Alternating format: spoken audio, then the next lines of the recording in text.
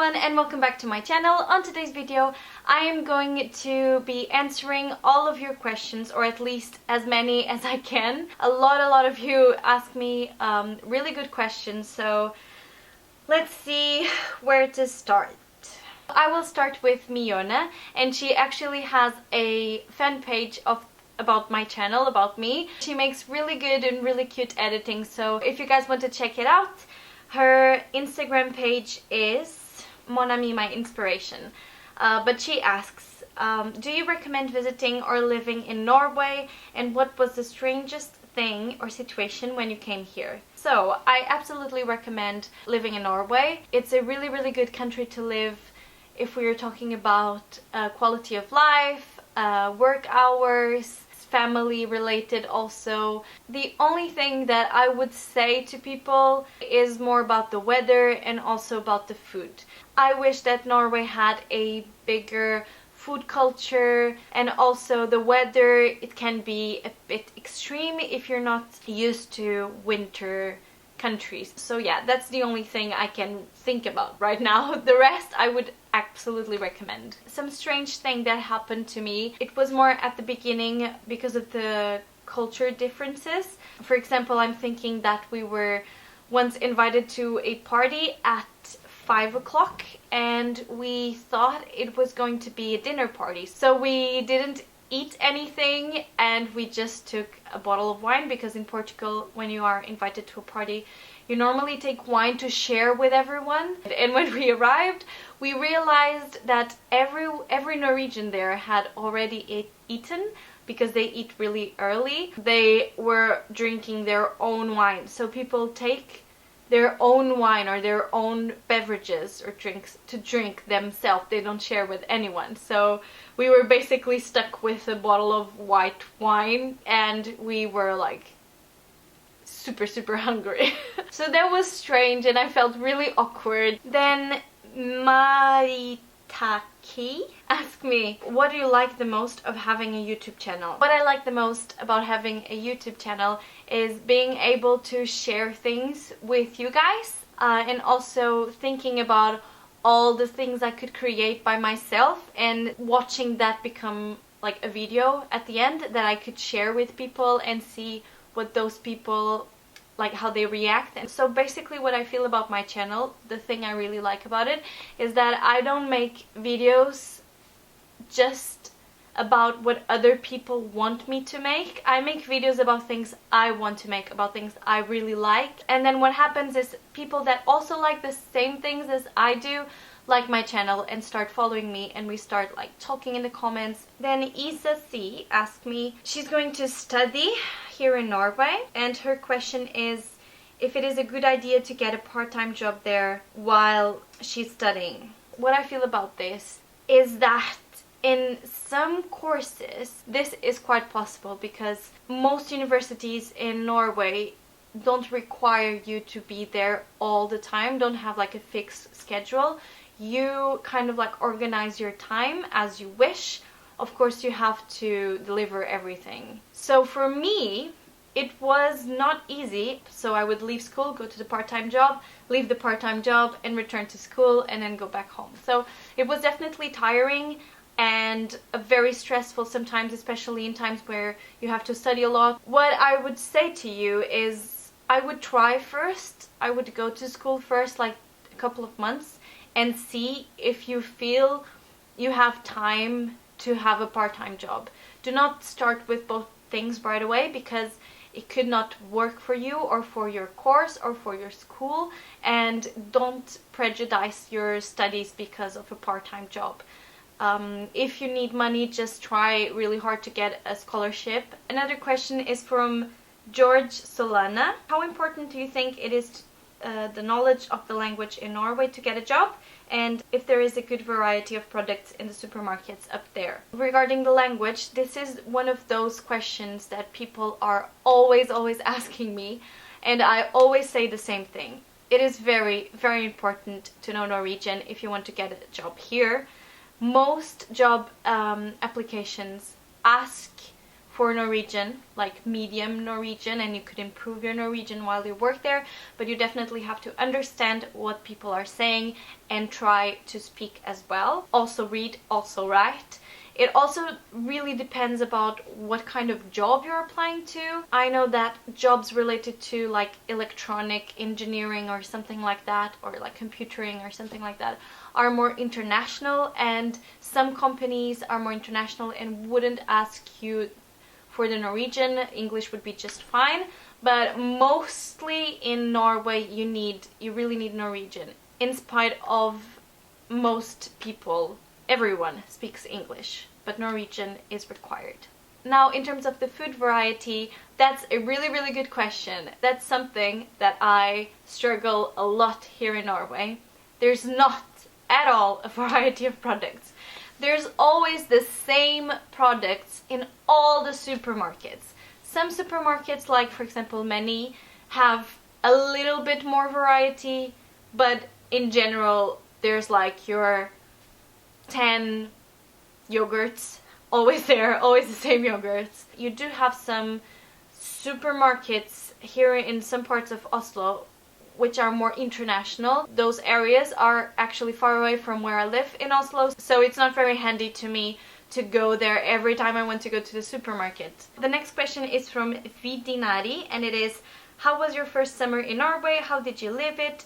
Because I know that the sun can stay up 20 hours per day. Well, I'm not sure if here in Oslo it's 20 hours, but it does feel like it's 20 hours because you have sun the whole day, and I would say at least until 3 o'clock you can stay outside in the sun like it was during the day. So that's amazing. My first summer in Norway was a hot summer for a Norwegian summer. It was like 35 degrees. I'm not even kidding. It was in 2014, so if anyone remembers that summer, you know what I'm talking about. All the Norwegians were going crazy because of course they're not used to have such a good summer basically in Norway. The city comes alive, completely alive. Everyone is out on the street. I actually think Norwegians, or Scandinavian people overall, take a bigger advantage of summer. I think in Spain or Portugal we take it for granted because we have it all the time, like good weather and sunny days and hot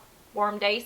But in Norway, since they don't have it as much, when it's a really sunny or really warm day, they really enjoy it and take like advantage of it, and I really like that. By the way, I'm really sorry that the light keeps moving because today it is one of those really sunny days. Santiago Hughes asks, how tall am I and do I feel short in Norway, since Scandinavians are known to be tall? So I am quite small and I think I'm taller than I actually am.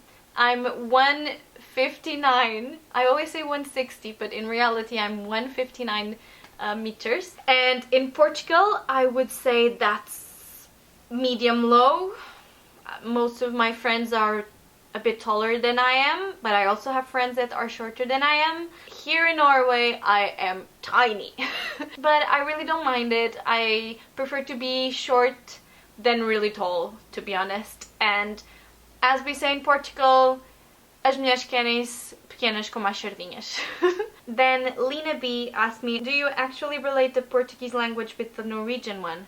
If they are similar in any way, I wouldn't say so, no. I think Norwegian is more similar to German and English, and I think Portuguese is a Latin language, so it's, I would say, more like to the Spanish, Italian and French. Although we have some words that we say the same, like biblioteca and festa.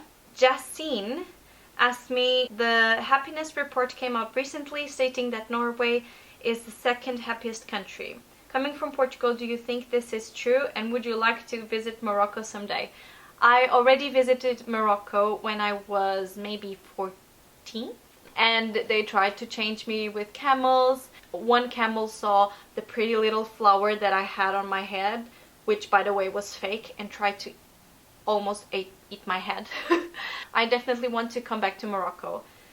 Regarding the happiness thing, I completely agree that Norway, they are really happy here. They have good quality of life, have time to enjoy life, to be with their families. They have money to spend and to travel and to buy things they like. I think it also has to do with personality, so I really cannot answer this. But if it is related with like quality of life, then I completely understand why Norway is a happiest place. AJ Pogat asks, how much Norwegians love living in Norway? Would they prefer to live somewhere else, like UK, France, etc.? And would you prefer to live somewhere else if given the chance? So I really want to live in a tropical place for a short amount of time, maybe 1 year. Talking about Norwegians, I think they will definitely want to live in another place than Norway. I think Norwegians feel like Norway is very small and smothering. They travel a lot to other countries, but I think in the end they always return to Norway. Angelica Olsen asked me, what did you want to be when you were little? Love you too, Angelica. Thank you for the question. Since I remember, I want to be an architect. I remember to be very, very little and build this massive structures in my like garage, like a city, a small city for me to live. And I remember sometimes I would ask my mom to have dinner there and to sleep there as it was a real house, but it wasn't. Yeah, and I also played a lot of Sims in the computer when I was like about 10. And I think that also was a big reason why I chose architecture, and I really loved it. Another question is from Olivia Silva. She asked me if I ever been to Fredrikstad, Skien, Tønsberg, or any other nearby cities. I've been to Fredrikstad. I've been to Lørenskog. I definitely want to travel more around Norway this year and next year. I think there's so many good places around Oslo to visit, small towns or even bigger towns. So I will definitely go to more places this summer in Norway. So yeah. Next question is from Anna Viker, and I think this is a really good question. If there could be only one picture that represents your current life, how would it look? What kind of things would you choose to capture on it? Like colors, shades, objects, people? I think I am a colorful person. This picture would definitely have a lot of colors. It would probably have yellow and green, since those are my absolute favorite colors, and I'm obsessed with yellow at this moment, this like roasted yellow. I would also think that it would be a very like a lot of things happening in the picture, because right now my life is a mess. So many things are happening and changing, and it would be maybe a bit geometric, but because at the same time it's really messy, I am a really I like to have things organized. A mix of geometries with a lot of colors, which include yellow and greens. Julie Moss asks, can you speak Norwegian? Ja, jeg kan snakke litt norsk. Jeg må snakke norsk på jobb, så min norsk litt bedre nå. Men jeg ikke perfekt i norsk. Jeg må lære mer og snakke mer. Men jeg forstår allting, og det bra. Det bra å forstå. Glebs asks, what is my favorite place in Oslo? This is quite easy to answer, I think. I would say my favorite place is close to the fjord. We go a lot to Akebrygge if we want to walk a little bit, like have a stroll around in the city. We would go to Akebrygge. I feel like I'm missing like a huge favorite place, so let me think. Bygdøy. Bygdøy is my favorite place in Oslo. I feel so peaceful and so happy in Bygdøy every time I go there. Then Anne Gutierrez asked me, which are your tips to learn English? Tips to learn English is definitely to start only to watch films, series, listen to audiobooks, every single thing in English. Switch your life to English mode as if you were living in an English-speaking country, basically. My second advice would be move to an English-speaking country, because that's the best thing you would ever do. Susanne Gopar, she says that she's been accepted in the university here in Norway, so congratulations. and she's arriving to Norway in August, so she wants to know, what do you recommend to take with me on my luggage? In the summer, you don't need a lot of warm clothes, to be honest. Just have like a light jacket that you could put on if you really need to, if it's cold.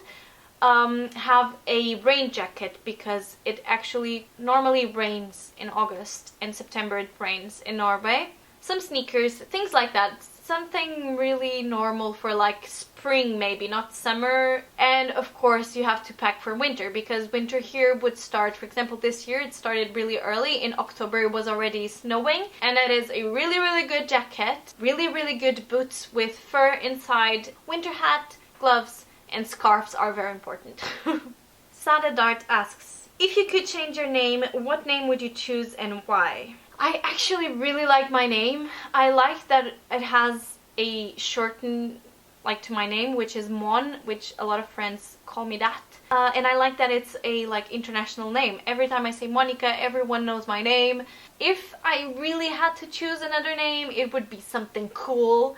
Some kind of name that no one would have.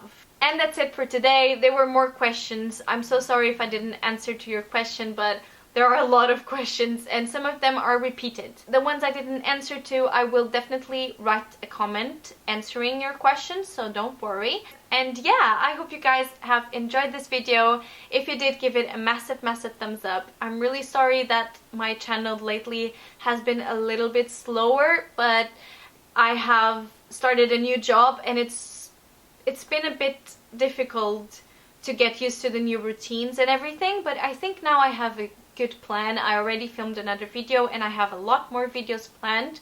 Most of them which were videos that you guys suggested, and I thought it was a great idea. So stay tuned and I will see you next week with another video. Bye!